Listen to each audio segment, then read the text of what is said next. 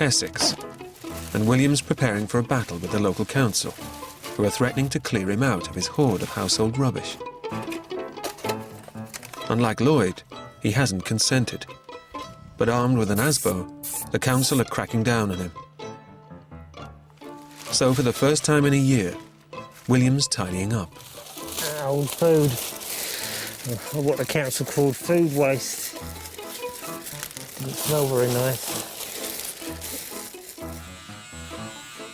As a homeowner, William can't be evicted, but the council do have final say over what stays and what goes. It feels rather invasive. It does annoy me at times, sort of being told what I can and can't have. At a cost of £4,000 to the council, a 5-man team has been drafted in. This is the 5th time that they visited William. Bill is a regular client of ours. And at the end of the day, it's the neighbours and the community around him who are suffering. You know, Bill's quite happy to live in squalor.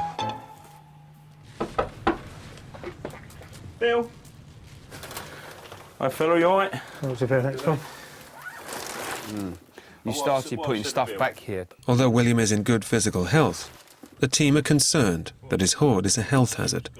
You've got mice droppings there, but then you've got rat droppings there, Billy. Basically, I think we're at a stage here, Bill, to get it clean for you, that we've got to get all this out, mate. Being honest. Today is the first time that the council are attempting a complete clear-out of William's hoard. But for a hoarder, possessions are precious, even if they look like junk to other people. Billy, let them get them do it. They ain't throwing away, are they? Quick salt through. Leave them do that, Bill. They're not going to throw it away. What annoys me is you always seem to go for where all the important stuff is.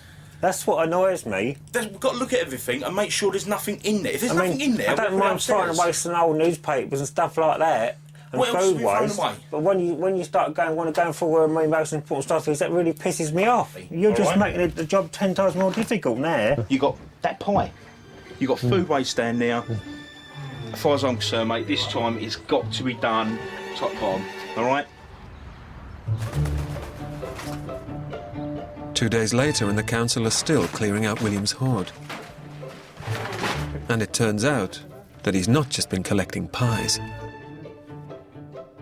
Buried deep within his hoard lies a secret William's been trying to keep. You can smell the human waste here. He's been chucking it in the garden. We always make sure the toilets are not flushing, but for some reason, William likes collecting it. What's more, there have been complaints from William's neighbours that he's emptying buckets down their drains. It's lumps of crap. The amount that he's chucking down, you know, it must be weeks' supply. Piss and shit in this bucket, you know? I don't think I've ever caused that much problem for the neighbours. It's just that because I don't really conform to the neighbours' way of life, they don't like me.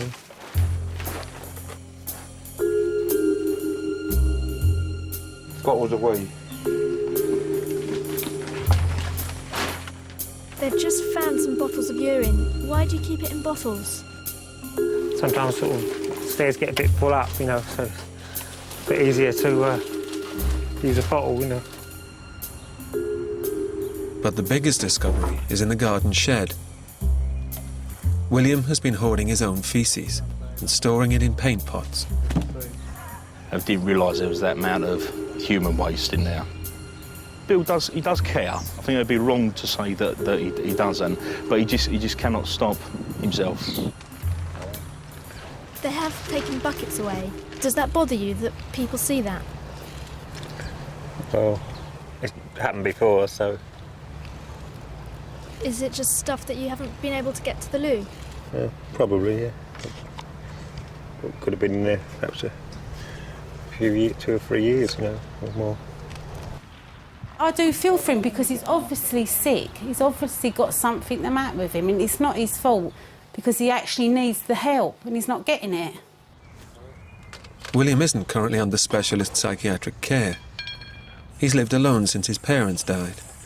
And although he did have a girlfriend in his 20s, he's been on his own since. I have none of those things, you know. I don't have any family or friends, and to the world at large, I'm as nutty as a fruitcake. What would you like to happen? What do you want? Perhaps some therapy wouldn't go amiss.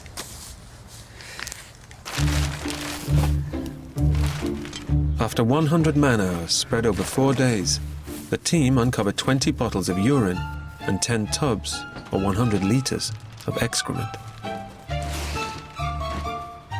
In total, they removed 12 tonnes of waste. I'm a bit exhausted. I didn't get a lot of sleep when it was going on. It's nice to see it clear.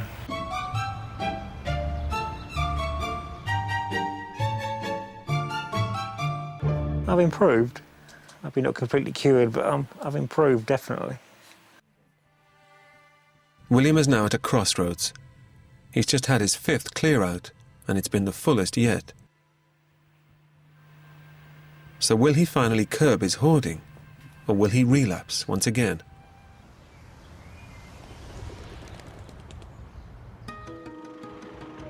Staffordshire, and her family is in crisis. Karen's husband Roy is a hoarder in denial, who refuses to let her clear their 9-bedroom house. It's filled to the brim with his possessions. I still think it's a huge Yeah, you'll go undertaking in again. timescale. That's just the encouragement and not the grumble. An expression comes to mind. Oh, change the record. Karen has reached breaking point and has called in her local vicar for help.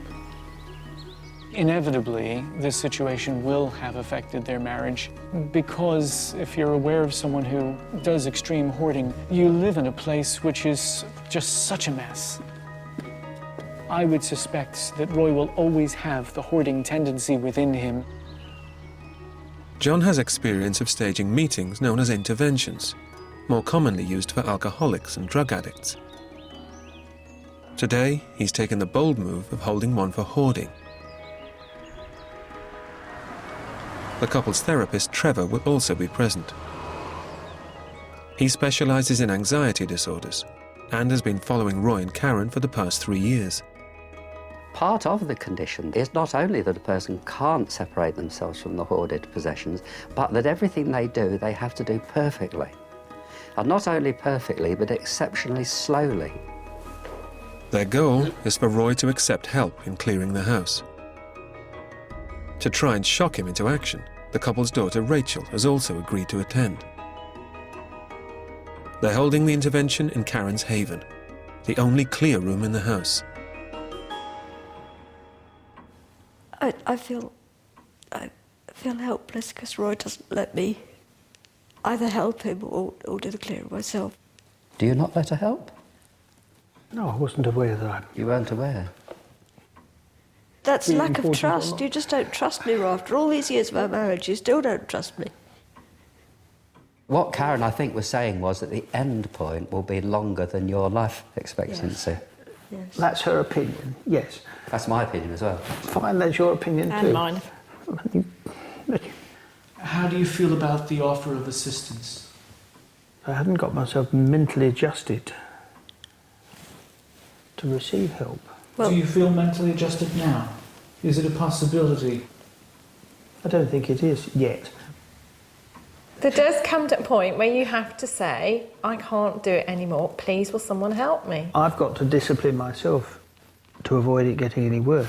No, you've got to discipline yourself to accept the help. Yes. Roy has a decision to make.